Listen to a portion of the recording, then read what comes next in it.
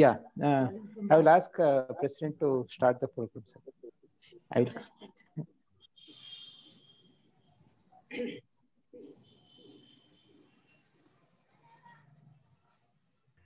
Hello. Good evening, sir. Good evening. Good evening, sir. I am Dr. Swarna, sir.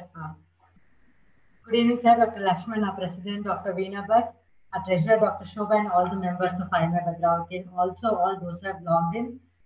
We are here today on a virtual platform to get ourselves updated about COVID-19. Today's resource person is very well known and accomplished person, Dr. K. Lakshman. Before we could start, I request Dr. Kavita Bhatt to render IMA prayer. Kavita ma'am. Yes. Okay, can you see me? Okay. Yes. ಈಗ ಭಾರತೀಯ ವೈದ್ಯಕೀಯ ಸಂಘದ ಪ್ರಾರ್ಥನೆ ಕೇಳ್ತಾ ಇದೆ ಅಲ್ಲ? ಕೇಳ್ತಾ ಇದೆ madam.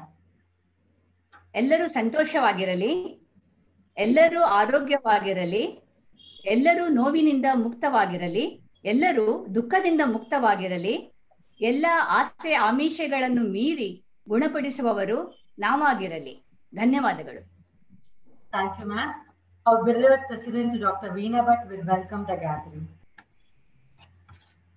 Dr. Veena. Namaste. Audible? Yes, you're audible, ma'am. Sir, ಎಲ್ಲರಿಗೂ ಕನ್ನಡ ರಾಜ್ಯೋತ್ಸವದ ಶುಭಾಶಯಗಳು.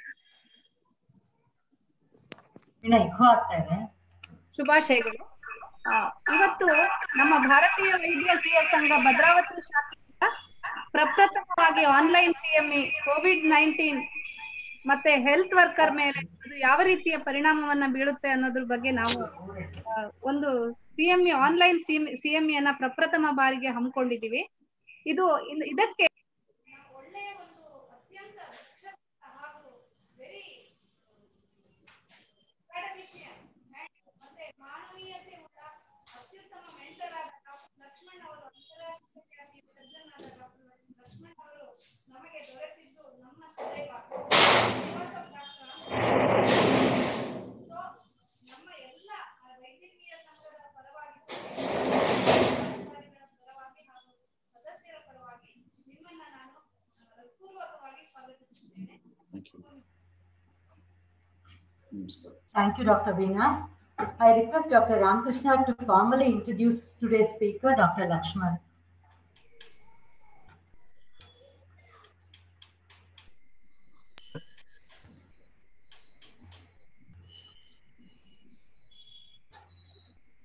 Dr. Ramakrishna. ಡಾಕ್ಟರ್ ಸ್ವರ್ಣ, ಹಾಗೆ ನಮ್ಮ ಭಾರತೀಯ ವೈದ್ಯಕೀಯ ಸಂಘದ ಭದ್ರಾವತಿಯವರಲ್ಲದೆ Hello.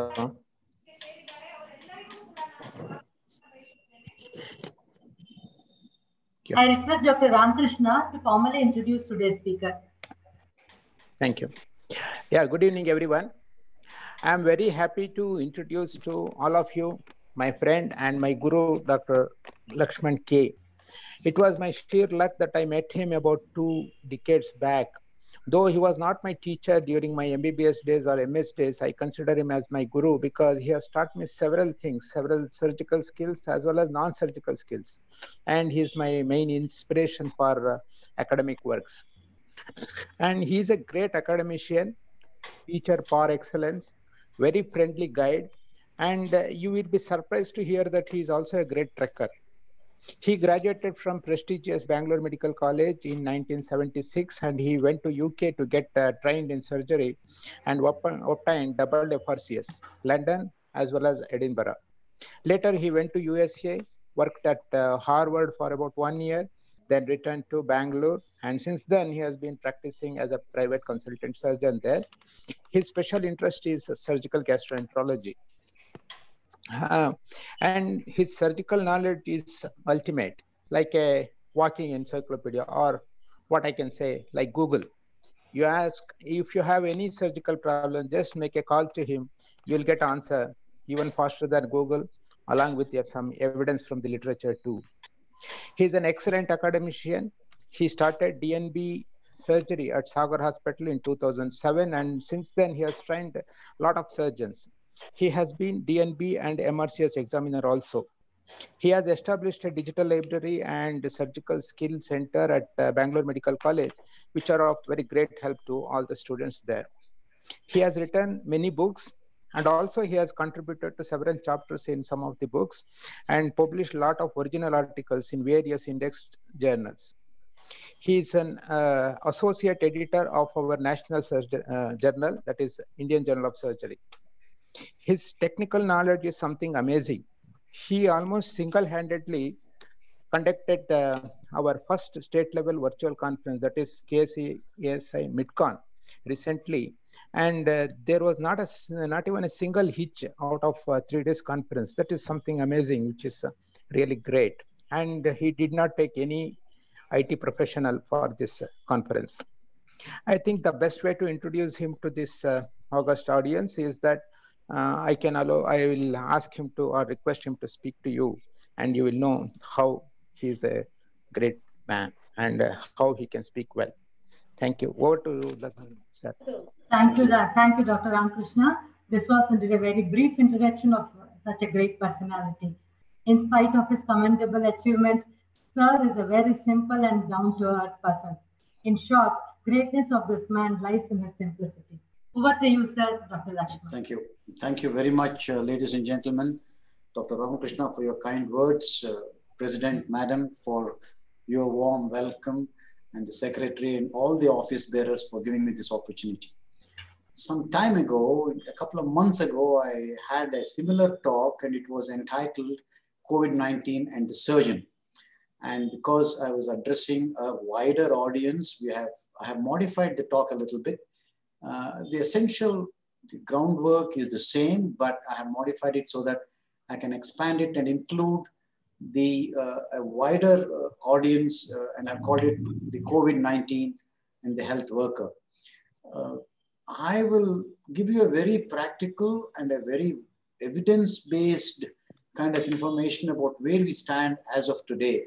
As you know, this is a true pandemic, something that we're all seeing for the first time in our generation. The last true pandemic was the influenza pandemic of the early 1900s. And then there were certain so-called pandemics, the MERS and the SARS, but it never was of this magnitude, never really affected the world to such an extent that we are now health-wise and economically crippled because of this.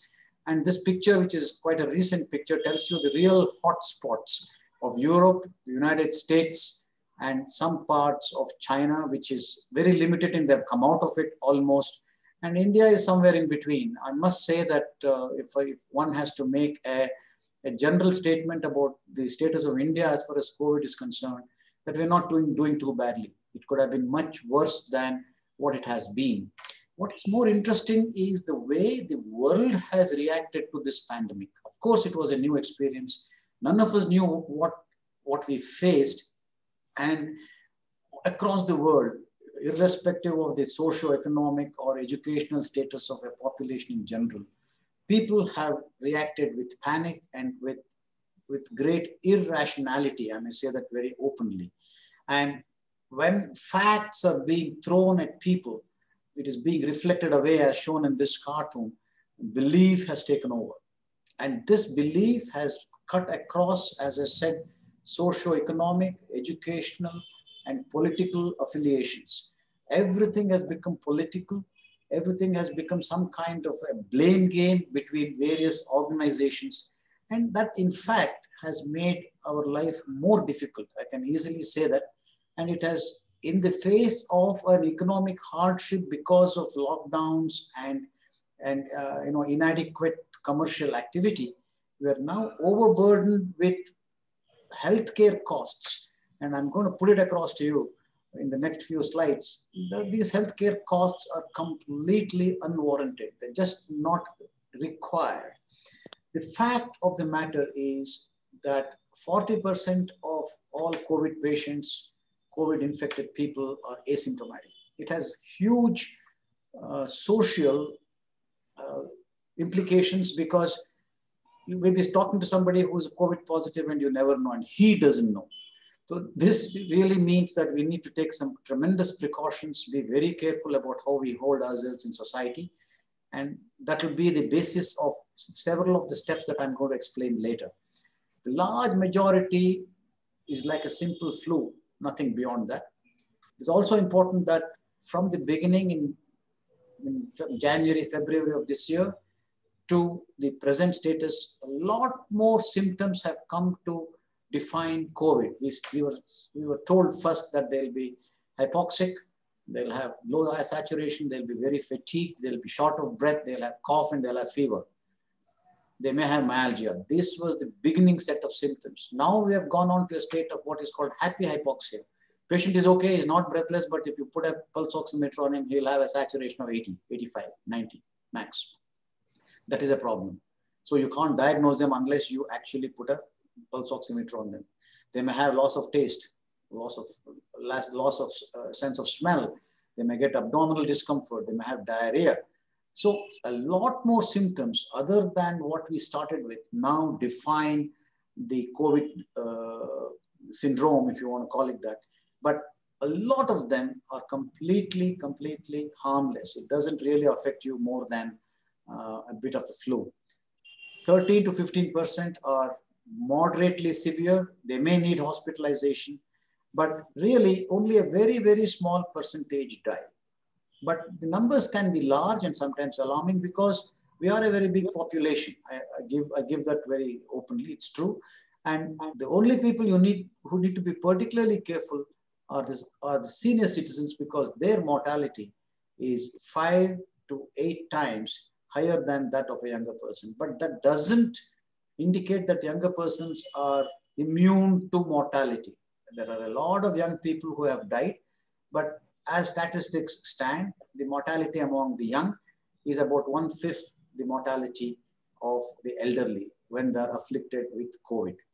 I'm putting this graphic in front of you basically to recap to all of you what evidence is. Okay, any medication that we accept in health industry, if you want to call it that, in healthcare, should have a completed phase 3 trial. So it's important for all of us to understand, and that's why I'm giving you a recap. Most medications go through a preclinical phase in the laboratory and in the animal studies to know that whether it has any effect on any drug at all. The reason I'm putting this in front of you is to draw your attention to the status of some of the newer drugs that have been used extensively in COVID without evidence. And so please bear that in mind when I'm giving you this information. Phase 1 is a small number of 20 to 80 participants, as you see here. And it is basically done to make sure that it can be used in humans. Most of the time, preclinical will be in the lab and the animals. So drug approved for testing in humans, once you give it to the humans, healthy volunteers, mind you, they have no disease. These are healthy volunteers, and you know that if you use it in them, then it's okay to use in them. And the next phase is a small number where you determine if the drug works on the given disease, not in any big numbers, but you also then decide on the finalize what has been initiated in the phase 1. You also finalize on the dosage and look a little bit more in detail about possible side effects in phase 2.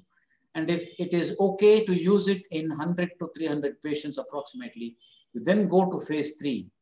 Mind you, the drug should not be used unless you have completed phase 3. So you then go on to phase 3 trials where a large number of participants who are all having the disease are given the standardized dose of medication. There may be 2 or 3 doses that may be compared. They look at the effectivity and the side effects and have a list. This will take a few weeks to a few months, depending on what disease you're treating. And once you have success in phase 3 trials, then it is given for review by the authorities. Food and Drug Administration is the American authority. You have similar authorities all over the world, in Europe and India and elsewhere.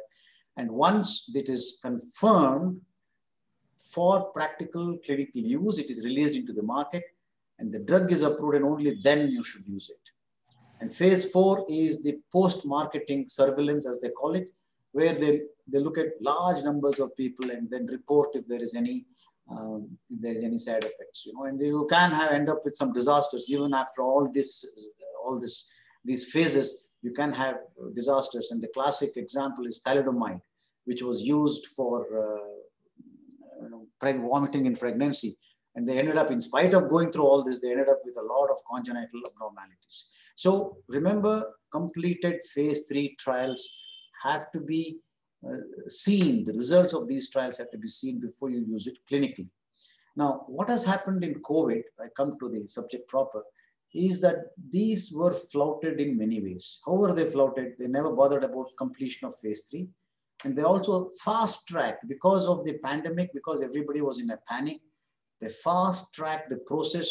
And so several of the crucial steps and the observations that needed to be done, documentation that needed to be done, were not done. And so things like remdesivir, HCQ, and things like antiviral drugs like ritonavir and things like that were actually released into the market and used. And it became highly politicized. You know how Trump went to town praising HCQ. He even threatened our prime minister for quickly not releasing HCQ. And you know, this kind of completely irrational, unscientific things took place. Now, what is really science? And what is it that is really useful and what is evidence? Now, as far as COVID is concerned, this is where I've added a few slides meant for non-surgeons and surgeons too. They are not exempt. They also need to know. We have results from 2 properly conducted trials. It's called the recovery trial done in the UK and what is called the solidarity trial done by WHO in several countries with a lot of patients. And the interim results of the solidarity trial also is available. Now, what is it that they evaluated? Generally, they looked at ritonavir or lopinavir, hydroxychloroquine, and convalescent plasma. They also looked at immune system treatments like steroids, azithromycin, usually used as an antibiotic, not necessarily immune system, and a monoclonal antibody called tocilizumab. Now, if you look at the mortality, what did they look at? Their endpoints were only 3. How many of them died? How long did they stay in hospital, length of stay or length of recovery, and how many of them had to go on a ventilator, which means they were very ill. These were the 3 general endpoints that they looked at. And if you look at a hydroxychloroquine, I'll draw your attention to all this here. There was no difference. If these 2, this is the usual care without HCQ and the red one is with HCQ. You will see a lot of these graphs in the next few slides. And if this distance is large, if the distance between the red and the black lines are large, that's all you need to look at. Then you find that that is significantly different. So there is some use in one of them. Otherwise, the other one is useless, okay? So hydroxychloroquine in terms of mortality, useless. The red one is remdesivir. The blue one here is the control, had no remdesivir. And you find that time to clinical improvement with an intention to treat. If you look at the right side thing, what it showed was that if somebody who got remdesivir, somebody without remdesivir took 14 days to recover, okay? And their oxygen requirements getting better, they themselves feeling better, fever going away, appetite returning and things like that. If it took 14 days without remdesivir, it took 11 days with remdesivir. That was the only advantage. They got better 3 days earlier than otherwise if they took remdesivir. Remdesivir is very expensive, costs thousands of dollars, thousands of rupees to administer. And worldwide, you know, billions of dollars of remdesivir has been sold. And in India, I saw a report, in fact, 1.5 months ago, that the amount of remdesivir used was amounting to about 40 to 45 crores. And that probably would be easily doubled in the last 2 months because a lot of it is being used everywhere. Remember, a lot of money is spent on remdesivir with the advantage of 3 days of better improvement and nothing beyond that. And if you look at its mortality, there is no difference at all, okay? And so what we are trying to see is that we really have to look at the data with greater incisiveness or greater objectivity to know whether something is important or not. If you look at the mortality, the only difference that they found in all these well-controlled trials, this distance I told you is very important. Here with no oxygen received, only oxygen received, in all participants together. No difference between these, but the gap is pretty high. In ill patients, those who were on invasive ventilation, okay, on ventilators, mechanical ventilators, in that subgroup of patients with COVID, dexamethasone definitely reduced the mortality by about a third. All right, that is the important thing. So what recovery trial told us, and this was, announced to the world about 3 months ago, was that dexamethasone reduced mortality by about a third, by about 30%, in severely ill COVID patients who were on mechanical ventilation. And if they were not on a ventilation, okay, if they are not on a ventilator but needed oxygen without a ventilator, maybe with a CPAP or a high flow oxygen through a nasal cannula, it reduced the mortality by about 20%, okay, 1/5. And it had no effect on people who did not need respiratory support. So even dexamethasone's use has limitations, but yes, that's one thing that we had which really reduced the mortality in ill patients. And in summary, recovery trial told us that remdesivir will help in terms of reduction of the number of days that you take for recovery. It had no effect on mortality. So I personally took the view and I put it to my patients whenever I saw them, and I discussed it with our physicians. We never offered them remdesivir unless they wanted it. Some people came and said, I don't care how much it costs, give it to me. We would not deny them those medications, but as a standard, in fact, when our own physicians and their close relatives, husbands, wives, children, or parents, when they got COVID, we did not give them remdesivir based on this data. Here it says solidarity is awaited. This was, as I said, 2 to 3 months ago. Solidarity, I'm going to share the data with you subsequently.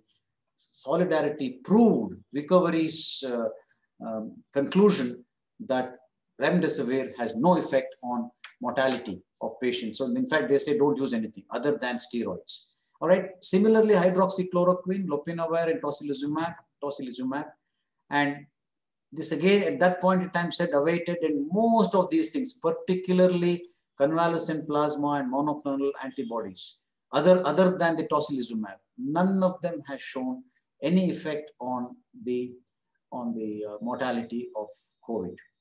Now, Udwadia is a physician in Bombay. He wrote in the popular press, and that's why I put it up here, because what he said is probably not heard or accepted by many people, but this is the absolute truth.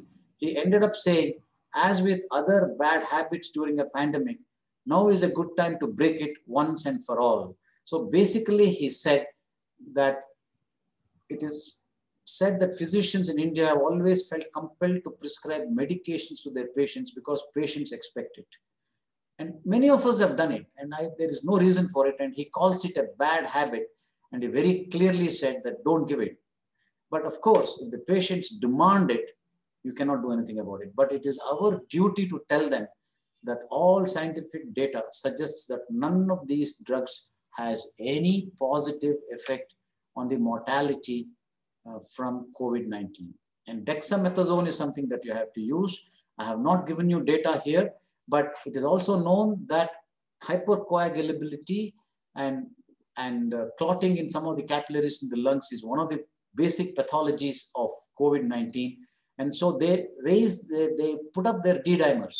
So when somebody is ill with COVID-19, we check their D-dimers, and if the D-dimer is high, in addition to the dexamethasone, we give these ill patients low molecular weight heparin so that we reduce the intravascular clotting in these patients.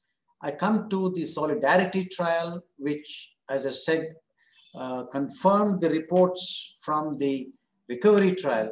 It's a very large trial supervised by WHO, 12,000 patients in 500 hospitals across 30 countries.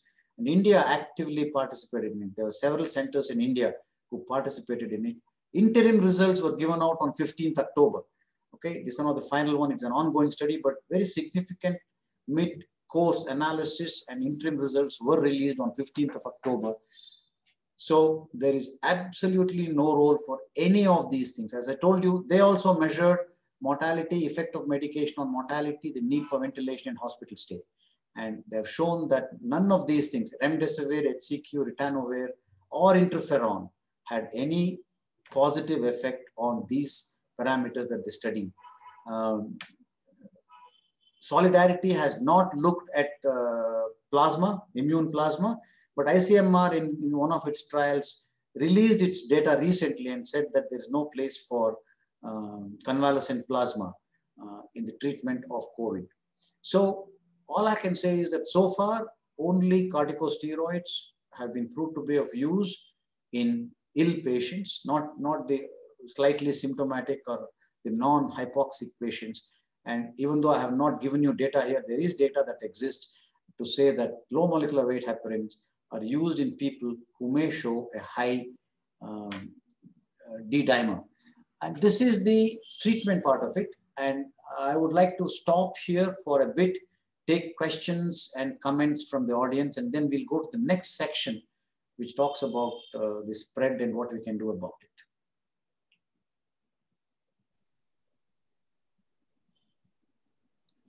Hello. Yeah.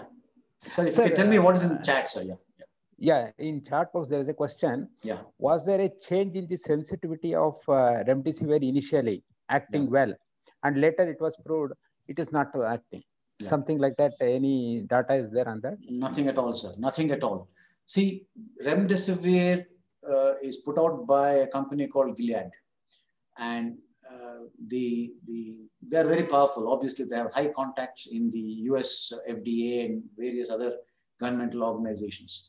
The government was desperate for something to give to the patients, and driven by that, they had a very hasty RCTs with very small numbers, didn't define the data, and there were 4 or 5 trials with remdesivir which actually did not show any improvement. And then they got on to one trial which did show some improvement, and when others really critically analyzed the data from that trial, they really punched a lot of holes in it. And so at that point in time, this was sometime in I think April or May, at that point in time they started another theory which was even more unproven than when they started. Earlier they said we should give it to ill people, and when they found that it didn't work in ill people, they said you give it to people who are not very ill. The theory was that it should act on the virus and kill it when it is in the upper respiratory tract. When it reaches the lower respiratory tract, patients get ill and hypoxic, and they get on to the need for ventilation and all that. So kill it when the virus is in the upper respiratory tract. So they had another trial which started giving remdesivir to people very early in the disease, pushed by a lot of professionals in the US, always seen with skepticism in Europe and UK. All right, this kind of approach. And even there, they have shown that it makes no difference. So now people are very boldly saying that remdesivir does not work. Sir, how long to give anticoagulants? The D-dimer will come down and the patient gets better from hypoxia. Once the patient stops needing oxygen support, it means they're getting better. So you can stop all medication, including steroids and the anticoagulants at that point in time. Usually, from what I have seen, anecdotal, I haven't studied them in any great detail, it takes about 4 to 5 days. 4 to 5 weeks. Okay. 4 to 5 days, not weeks. The oxygen requirement that they need, they need to go on an oxygen to get better. That's the point at which you give them the steroids, and at that point their D-dimer will be high. So give them steroids for about 5 days, they get better.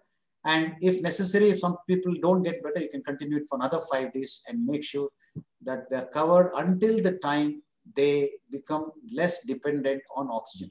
That is the end point that people are taking. Means it is guided by D-dimer. Correct. D-dimer and the oxygen requirement. Oxygen requirement. Yes. And what are the indications for dexamethasone? Should it be given to everyone, or any definite indications are there? When their oxygen requirement increases. If you have a patient who has a room air saturation of 85 or 90, you give them 2 liters of oxygen, it comes to 95, 96, 97. no need for anything. And then on 2 to 3 or 4 liters of oxygen in the ward, they're okay and they're getting better. No need for dexamethasone. But we've seen a few patients who, when on this, it becomes 2 to 4, 4 to 6 liters of oxygen to maintain the same 95, 96 saturation. And then they may start going on to think, I need a CPAP for that. When that increasing oxygen requirement occurs, start steroids. And at that point in time, most of them will also have increased D-dimer. We check it. And if the D-dimer is high, give them the low molecular weight heparin. Is there any difference between methylprednisolone and dexamethasone? No. Can we use both? Both can be used. But most of the trials have been done with dexamethasone. But methylprednisolone, equivalent dose can also be given. Dexamethasone, the recommended dose is about 4 to 8 milligrams a day. Okay. Yeah. Sir, good evening, sir. I'm Dr. Harish speaking. Sir. Yeah. Sir, what is your comment on the recent decision of the government to administer immunization to healthcare workers? Do you think it's too early? Sir, can I cover it a little later? There is a slide on vaccination, sir. I'll cover it at that time. Yeah. Right. Thank you, sir. Thank you. Yeah. All right. So let me continue with this. The next section of my talk deals with the spread of the disease and what healthcare workers have to do to try and minimize the spread among the population and amongst themselves, because you will be treating them willy-nilly with so much of the disease in the community. This is one last question, sir. Please go on. Is there a role for ecosprin in these patients? Yeah, sir, it has not been officially studied at all, so there is no role for it as far as treatment is concerned. If you go strictly by evidence-based practice, but ecosprin has been recommended because it is an antiplatelet drug. But it has never been officially, in any of the trials that I have seen about COVID, it has never been officially studied with any positive results on it. Okay. Okay. So what happens is that this is an upper respiratory virus, unlike HIV, for example, which is a sexually transmitted disease with body fluids. Here, it's a lot more difficult to control than an HIV. The simple act of exhalation, breathing, talking, when you have a virus in your upper respiratory tract, will throw it out to 1.5 meters. If you cough, it may be up to 2 to 3 meters. And if you sneeze with an explosive exhalation that we do, it can go up to 6 to 8 meters. And so one of the most important things to do is to keep away. That is why the recommendation of 2 meters, 6 feet. They initially said 1 meter, which is 3 feet. And within 2 months of the pandemic, all the governments and all public health officials started making it 2 meters, which is 6 feet approximately. So keep 6 feet away from everybody else that you know. Because 40% are asymptomatic, you take it that everybody you come across is COVID positive until proved otherwise. They need not be ill at all. He may be a normal person like you. You may be normal and you may be harboring COVID. Even that is possible. So you can't test everybody in the population, so you don't know what it is. And even if you test them today, a week later, you may contract it from somebody else. And so you can't keep testing yourself every 2 days like Trump did, which was most irrational again anyway. So what you have to do is keep 6 feet away from somebody. And if you wear a mask, which is very important, then you practically cut down everything that goes beyond you. The requirement for an average mask is a 3-layer cloth mask. That is the minimum that you need. There are other kinds of masks like the N95.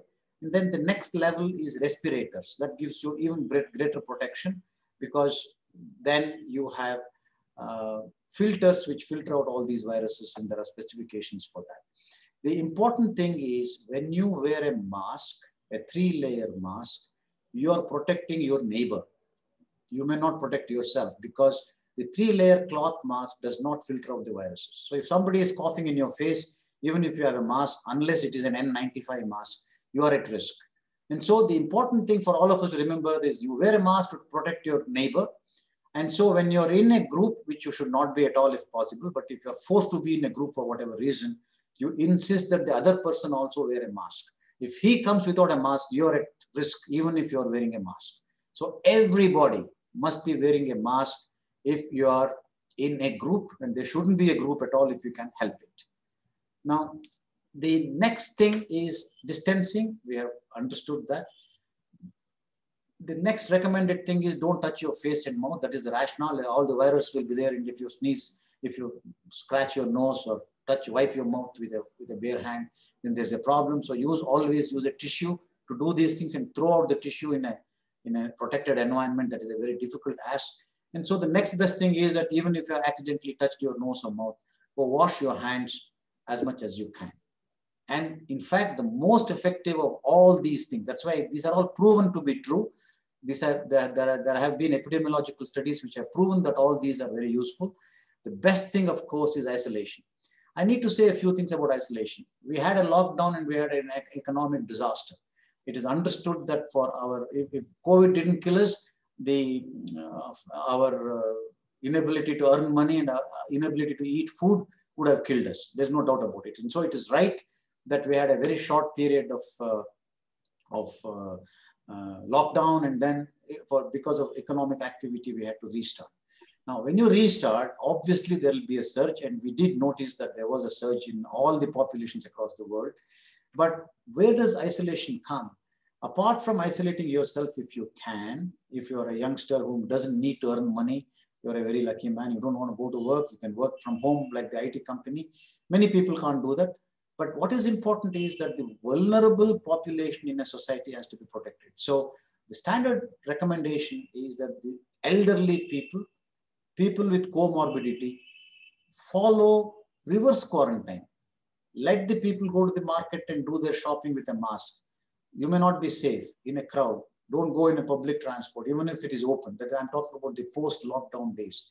But you isolate yourself. This is exactly what I have recommended to my own family, kith and kin, who are senior citizens, 10 years older than me. They have practically stayed at home from February. They just don't go at all, and they're isolated. And so reverse quarantine to me is a lot more important than quarantine. And people, you can't influence a whole population. You may bring in any amount of fines and penalties for not wearing a mask.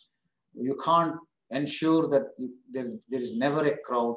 There'll always be some guy without a mask. So the best thing is for senior citizens to follow reverse quarantine. You stay at home, don't go wherever there are people. Don't allow people to come and visit you. Do all your contacts virtually, do all your shopping online.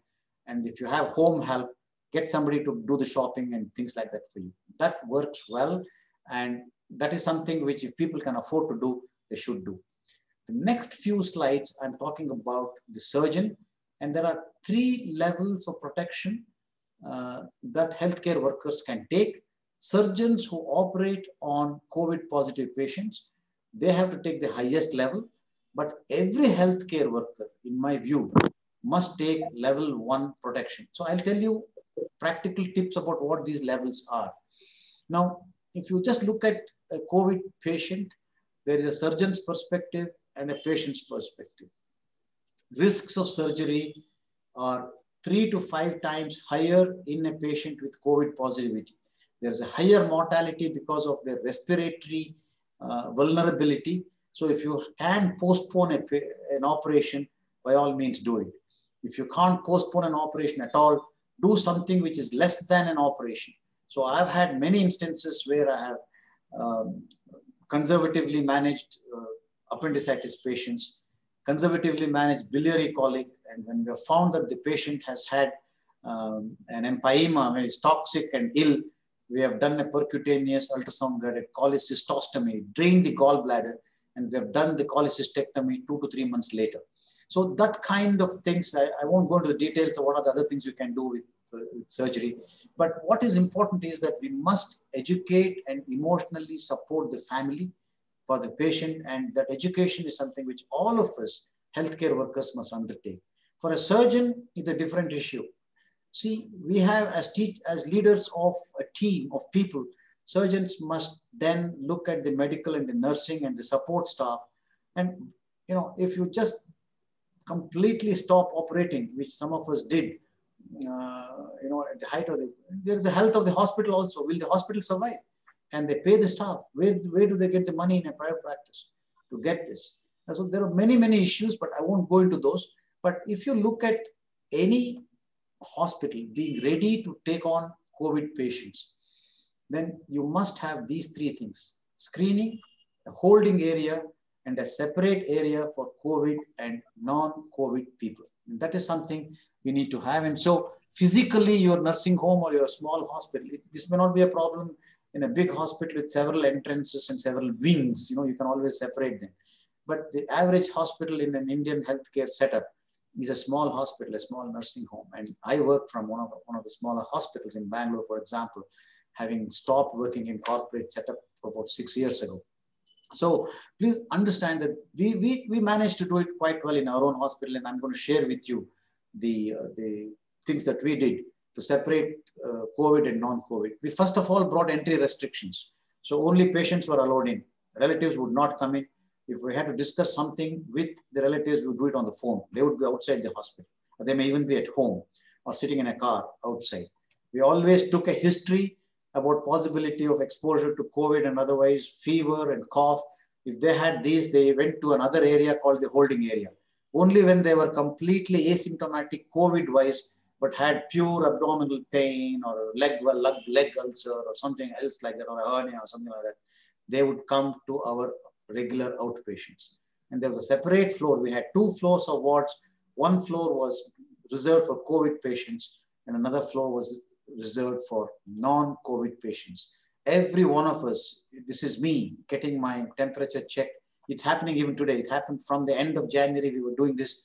Always the person who sits there has a level 2 protection. He has his clothes, which are not the street clothes. He has a water impervious gown, a mask, and a face shield. Similarly, the nurse who would take the history at the door of the hospital had a level 2 protection. Okay, and as I said, 5 to 10 times the risks of surgery are higher. And so we would not operate on a patient without doing a COVID test unless it was a life-threatening problem. All right. So we would send the thing in the morning and we would get it late in the evening.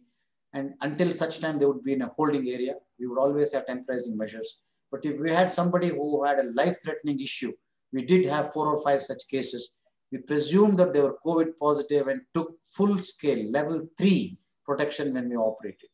Now, getting the test was not difficult for us because we had, being in Bangalore, I know some areas had difficulty getting tests. Being in Bangalore, having contacts with different labs and different hospitals, it was not actually done in our own hospital, but we didn't have a difficulty. As I said, if you send it in the morning, we'll get the report in the evening. But the scientific fact remains that there is a false negative rate of 20% for RT-PCR and a false positive rate of 5%. That we used to educate the patients that this is the real limitation. And if you look at the antigen, which came later, which came about 3 months later, false negative is 30 to 40%. And I could not get any data for the false positive rates, which is probably, we can guess, would be the same as that for RT-PCR. Of course, you have to spend a lot of time counseling. Please note that this counseling was through electronic communication. We had a lot of WhatsApp calls. We had a lot of telephonic conversations. And the dilemma for us at that time was whether to record it or not. And we didn't record it because at the end of the day, we realized that these recordings may not have legal validity.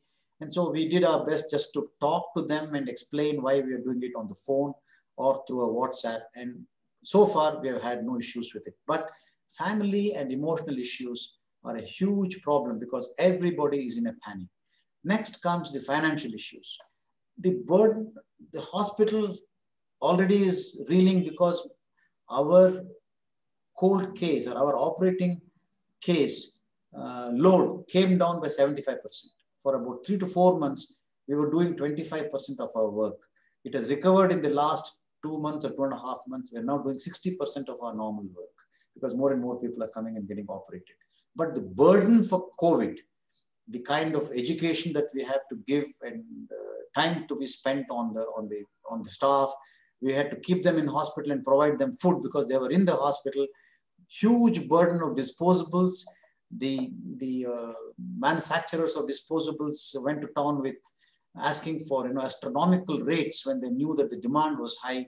So all this put a large financial burden, and obviously it was transferred to the patient, and they would have to spend something like 20 to 25,000 rupees per day when they were in the ward, and that also had to be counseled.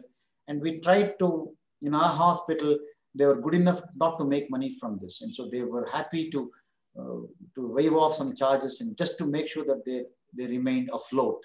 And that is something that I must compliment my own hospital for. I told you about 3 levels of protection. The first basic level is this. We never, even to this day, we walk into the hospital with our street clothes, then go on to greens. Never do anything with our street clothes. It's kept in a safe place in one of the changing rooms in the OT. And we do all the hospital work with this, with an N95 mask and a shield. This is the basic requirement. And we walk in the hospital and do everything in the hospital with this protection. And at the end of the day, we go and throw it away in a bin, which is washed every day with soap and water. All the clothes are washed. We change back to our street clothes and walk out.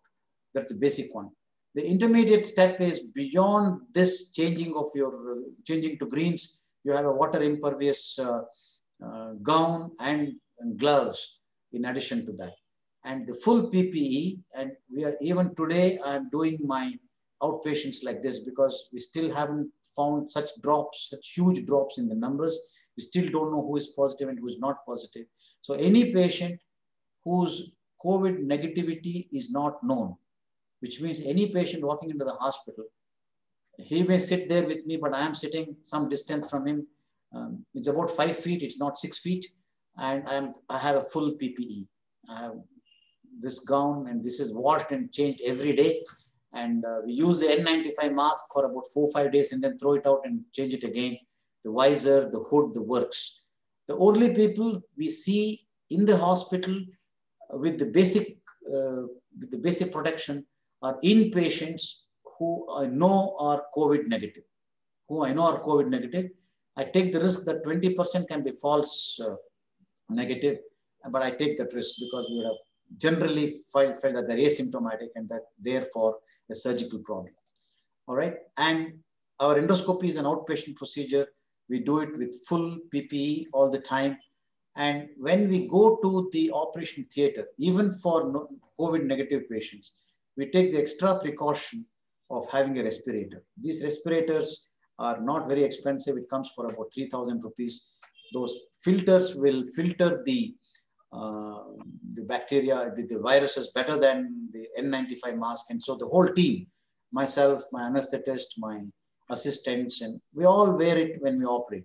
And this is the one on the picture on the right is when we are operating on a COVID positive patient or a COVID unknown patient. It's extremely difficult to work with PPE in the operation theater. The one advantage I must talk about respirator is that you breathe much better. In N95 mask, by definition, if you are not breathless when you talk, then it is not working well. So it's very difficult, but with a respirator, you breathe much more easily than an N95 mask, but it is very difficult to be heard. You really have to shout. And so we still use the N95 mask in the outpatients because you can't keep shouting for 1.5 hours of your outpatient consultation time. So we use the respirator in the operation theater. Just a word for, I used to talk for about 3-4 minutes on this slide alone for surgeons, but I'll stop much quicker here. There was a lot of fear about diathermy and the smoke, and particularly in laparoscopy, when you let the air out, that you will have a shower of virus which would damage the surgeons and the anesthetist who was sitting by. It is now known that it is not as bad as was anticipated. So the need for very special vacuum equipment and suction apparatus and things like that are really not there. I will take my second break here. I'm almost at the end of my talk here, but I would break here to listen to your comments and your questions, please.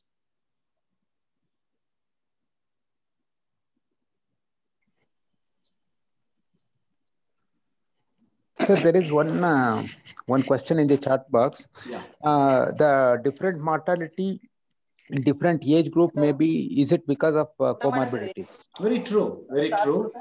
The mortality is a crude mortality rate. They have not accounted for various comorbidities and excluded them. But nevertheless, comorbidity or otherwise, you are at an increased risk if you are older. Yeah. But yes, the comorbidities would have added to the mortality. Yeah. What about blood donation or blood transfusion? How safe is it? You see, if you have a viremia, then of course it will be in the blood also. It's not restricted to the respiratory system. It goes all over the system. But it is not like HIV where it takes a lot of importance in the blood and blood transfusion. Obviously, when you are taking blood from somebody, you should make sure that that person is not symptomatic with COVID disease. It is also known, I must add here, that it is not proven, but there is a very popularly believed theory that unless you are in the active phase of the disease with a degree of illness, you're not transmitting the disease. There is I call it a belief and not a scientific fact. But as I said, if somebody is obviously ill, I'm sure the blood bank officer would have screened him from giving a blood donation. But as of now, to my knowledge, checking for COVID from blood donors is not a must. What about PAPR? Its uses and any advantages are there with that? No, not really. None of these things have been shown to be useful. Is breathlessness of N95 mask is real? Somebody says it is only psychological. No. We're all using it N95. I've been using it for six months. Please believe me, if you are comfortably breathing with an N95 mask, please change the mask. I'm not doubt about it. It is not a genuine N95. A genuine N95 really makes breathing difficult, and many times you have to resort to mouth breathing. You're talking and breathing at the same time, and it is a palabra. It is a carry-on. Please believe me. Sir, what about foment transmission? Those days they used to call, somebody touches a table and then we get it. Is it there right now? Good question. Controversial. The final word has not been said about it. We started by saying clean all the door handles, clean this 6 times a day. And then 1 month or 2 months into the pandemic, they said, don't worry about it, there's no fomite transmission. But I have seen reports of fomite transmission being made public in the last 6 weeks or so. So, but it is not a major route of transmission. It is, I've had people who would use a little pen to then, to push the button in the lift and things like that. I don't think that kind of precaution is required. And what about this immunity booster, sir? How actually we measure the immunity? They call immunity booster, it improves the immunity and all those things. In my view, completely unscientific. Particularly alternative medicines, everything is pushed as an immune booster. Immune booster. I think the best immune booster is a good diet. Good high protein diet is a good immunity booster. Nothing beyond that. Vitamin C. Zinc, vitamin C, zinc, vitamin C, and a lot of things, and Chavanaprash, and what else? Gold bhasma, all sorts of things have been pushed. Really no evidence. Is this PAPR is used extensively in NHS, that is UK? I don't know, but I told you world over, people are not very rational. and so, they may be doing it, but not necessarily right. Sir, when we are using respirators, what about the risk for the patients? Because it has a unidimensional valve and we are breathing out the air which may contain virus in case, presuming that we may be positive. Yes. What is the risk for the patient? It is an extremely good question. Yes, if you are among the 40% who is asymptomatic positive, then you will be transmitting the disease. There is no doubt about it. But if you are in the 60% who doesn't have a disease, then the patient is safe. You're quite right that there is an exhalation valve in the respirator where you exhale it. And you can say that when we use it in the operation theater, we are being selfish. Honestly, you can say that we actually talked about it, and we found that, you know, with an N95, the protection was not as good as we really wanted it for ourselves. And so we reasoned that, you know, notwithstanding the 40% asymptomatic, we are doing well and we are working and we are a needed workforce for the healthcare of the population. So the chances of our giving the disease from us to the patient is very small compared to the good that we do when we deal with these bad cases. And so we went ahead with the respirator. But yes, I have to be very candid and say that when you're using a respirator, the person in front of you is at an increased risk if you are positive.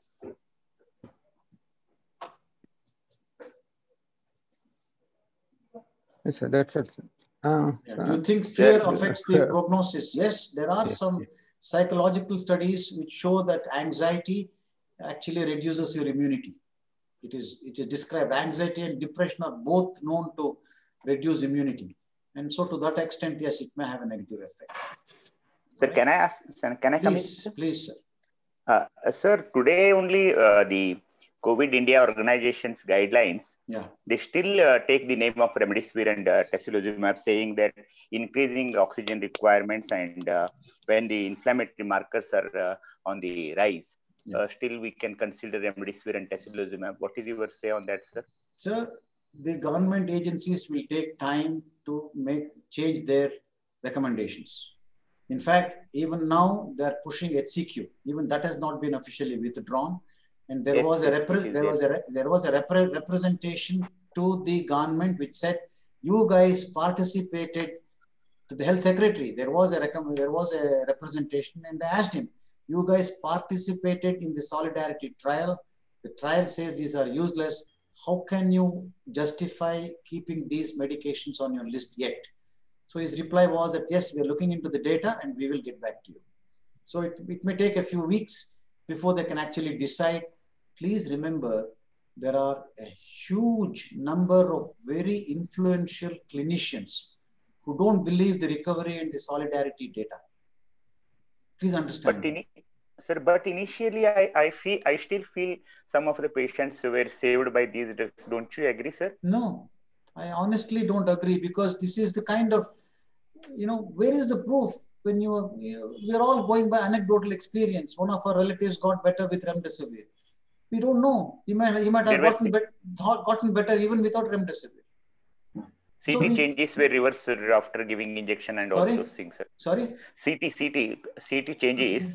Sir, this gets at the very fundamental of evidence-based practice. Anecdotal experience has no role in evidence-based practice. There must be data and good numbers.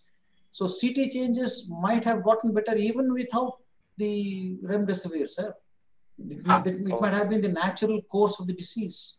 So unless you have two groups where remdesivir is proven to be useful and, you know, compared to a control, there is no reason. I have shown you data. I've shown you solid data from thousands of patients where it has been shown to be useless. 12,000 patients, 12,000 patients in the solidarity trial.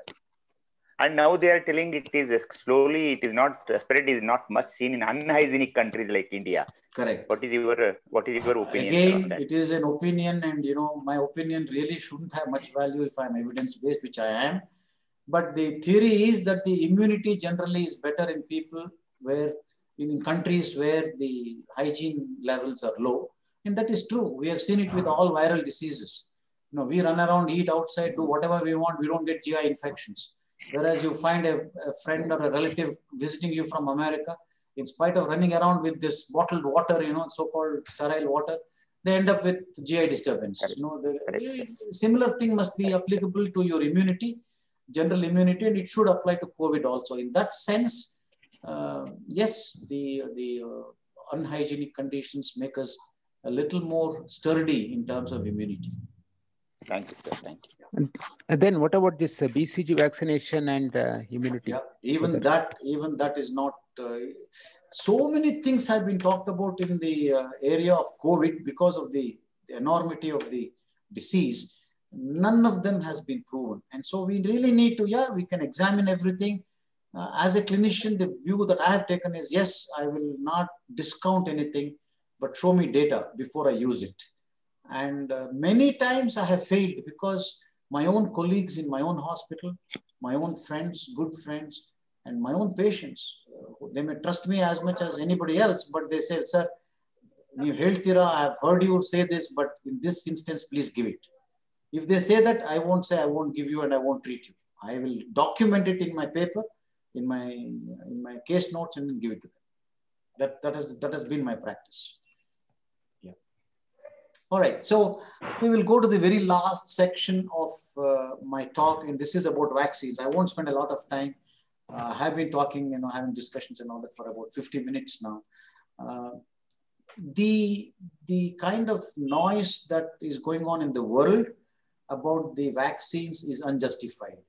So I want to give you a very practical, I've done a lot of reading about it, and I would recommend you read this paper from Goodman in JAMA, which came out just last month. If you want it, I can even put it up for you in the group. If you want, I can send it to Ramakrishna and he can share it with you. Please note that there are many questions about the vaccine. The safety of vaccine is, the tests have to be more rigid than a medication, because medication you're using on deceased patients, whereas vaccine is used on a large number of normal people. So the safety has to be good. Even fast tracking, which they are doing in the world, fast tracking even takes months. And if you don't fast track, it may take a couple of years before a vaccine comes onto the market. So even with fast tracking, vaccine is months away, at least 3 months away from now. Phase 3 results are still awaited. Only interim analysis has shown some use, but there is definite uncertainty about the effectivity. It is considered that a vaccine is effective if it helps 50% of patients. Remember, 50% of the population, not patients, which means the other 50% may not be benefited. And even that, to reach that figure of 50% in the present vaccine scenario, we are still a little uncertain, and we are very uncertain about the duration. Normally, it is believed that the protection that you get from natural infection is much better and much longer lasting than the protection you get from a vaccine. That has been the experience with other viral diseases. Hepatitis, for example, if you get hepatitis B and come out of it, the immunity that you get is longer lasting than the immunity you get from a Hep B vaccine. But what has perplexed and what has got most doctors worried is that people who have got COVID and recovered are having a second infection. And it's not a very small number. I can't quote a percentage for it, but within 2 to 3 months, they've got COVID again, which means we really don't know how long this vaccine, even when it works, how long it will last. How often should we give it? Now, these are the questions that are still unanswered, and we will not get the answer soon. So I personally am not terribly enthusiastic about the vaccine at all. And I will address the other gentleman's question about the government promising vaccine. It is promising vaccine for the whole population in Bihar. And of course, you'll have to give it to the whole population in the country, and that's an impossible thing. So it goes without saying that that is an election gimmick, which will not really work. Now, the more important thing that we have at a global level, and WHO has been talking about it, Soumya Swaminathan talked about it in one of the talks which I heard, is the distribution of the available vaccine across the world. For example, Trump has gone and booked one company, and he put money into the development of the vaccine. He has said all the vaccine that you can produce has to come to America. It's already happened. And he says, go to hell to WHO. But WHO is trying to get a consortium or a group of nations where they want an equitable distribution among the developed and the developing nations. So at that level, at a global level, there is a controversy as to how many doses of vaccine each country will get, and at what cost, and how are they going to afford it. Once the country gets an X number of doses, how are they going to distribute it? Is it among the healthcare workers who are perhaps the most vulnerable in the group? Is it only with the elderly and the high-risk group? Or should we give it across the country to all groups of people? These are all unanswered questions. What exactly is going to happen is something that I have to wait and see. All right. So I think that to conclude, what I would like to say is that we are living through very difficult times. This will continue for a few months, at least. You know, numbers are showing a reduction. We are around 45,000 for the country. But, you know, you never know if and when a second wave occurs, as it happened in Europe. Just last week, all of them went into a lockdown like they did 6 months ago. So Europe and UK has gone into a lockdown again. And it calls for a lot of rational thinking, a lot of patience, and a lot of understanding among communities in a country and among countries and, you know, at a global level. And there is no choice but to develop emotional resilience to come through this. Thank you very much for your patient listening. If you have any more questions, I'll be happy to take that. And of course, comments from all my senior colleagues who are in on this talk. Thank you very much. Sir, is there any difference in the severity and prognosis when a patient gets reinfection, reactivation or reinfection? Is it same as primary? It looks like it is the same as primary. The mortality in the latter half of the reinfection has been lower than the beginning, but people don't know whether it is because we know more about the disease, we can handle it better, for example, and our systems are better, there are more ventilators available. The very high mortality that Europe saw in the beginning was purely because it overwhelmed the system. People went into respiratory failure very quickly and they didn't have enough machines.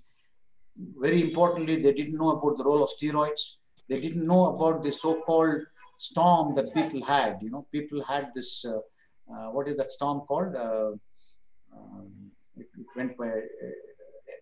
Cytokine, I got it. Cytokine. Also called bradykinin storm. Correct. They called it a cytokine storm. People didn't know about it. They didn't know about the thrombosis that happened. And so nobody got low molecular weight heparins in the beginning 2 to 3 months. So we now know more about the disease. And so while they cannot claim that the severity is any less, the mortality is definitely less now. This respiratory RNA viruses, they are known for their mutation. No? So vaccine can still be difficult because they develop one type of vaccine and the virus gets mutated. Very true. Very just true. Like influenza. Influenza, they release a new set of vaccines every year. So the same, very true. The same may happen with COVID also. Yeah. And Dr. Nooli is asking, is there a political pressure on scientists for early release of vaccines all over the world? Yes. I don't know about all over the world, but definitely in America. Okay. There's a lot of discussion going on. JAMA, if you read JAMA, you will know about it. There are many papers on that. Yes, there is a definite pressure in the United States. And finally, what about herd immunity, sir? Are we getting it or are we anywhere nearer to it? Epidemiologists say that for you to have herd immunity, you must have 60 to 70% of the population infected. All the surveys of India have shown nothing more than 15%. Only one survey that I read about in Delhi in a very limited population showed 25%, but all the other tests across the India shows no more than 15% of people being infected, which means we are far away from herd immunity. Sir, now the government officials like DC and DHO, they are asking for data of healthcare workers who are working in our hospitals for this vaccination. Yeah. Can they force us to take vaccine? Because vaccine, probably now it is a trial. Without informed consent of the participants, you cannot administer any trial. Yeah, I don't think they can force you to take it, sir. I don't think they can force you to take it. They would recommend it and then leave it to you. Yes, sir. Yeah. Because there is a large number of people for vaccines across the world, not just COVID, who are non-believers, you know, who are like the army transcription, they're conscientious objectors. And so it's a lot of big number in the West. They resist any kind of vaccination. So it's a job for the governments to convince them to have a vaccination. The same applies to vaccination in India also. You cannot force them. Yeah. All right. If there are no more questions, I would like to thank the IMA Bhadravati for giving me this opportunity. Thank you very much indeed. Yes. So it was indeed a very exhaustive, interactive and information session, sir. Thank you. In fact, we had promised that it's going to be a wonderful session, and as expected, you proved us right, in fact. Thank you. Here we acknowledge the presence of Dr. Nooli, Dr. Naz, Dr. Srimati, Dr. Chandrasekharappa, Dr. Biradar, Dr. Uma Biradar, and Dr. Shanta Shekhar. They are not IMA Bhadravati members. Thank you for your presence. This was the first CME during our second tenure as office bearers of IMA Bhadravati for the year 2020 and 21. All of us thank the members of IMA Bhadravati for giving us one more opportunity to try to serve IMA Bhadravati. With all your support and cooperation, we shall look forward to organize few more such sessions. Hope we all shall meet personally during our New Year celebration. I request Dr. Shobha to give vote of thanks. Good evening, everyone. It's an honor to have Dr. Lakshman K, one of the senior surgeons, as a guest speakers for today's virtual CME. Thank you, sir, for very informative update on COVID-19. Thank you. Thank you, sir. And also, I thank Dr. Kavita for IMA prayer. I thank Dr. Veena Bhatt for welcome address. Also, I thank Dr. Swarna and Dr. Veena Bhatt for organizing today's CME. I thank Dr. Ramkrishna, sir, for all the support. And also, I thank all our IMA members for attending today's virtual CME. And also, I thank all other non-IMA, non-Bhadravati IMA members for attending today's CME. And thank you one and all. Thank you. Thank you very much. Good night. I'll end the meeting. Good night. Thank you, sir. Good night.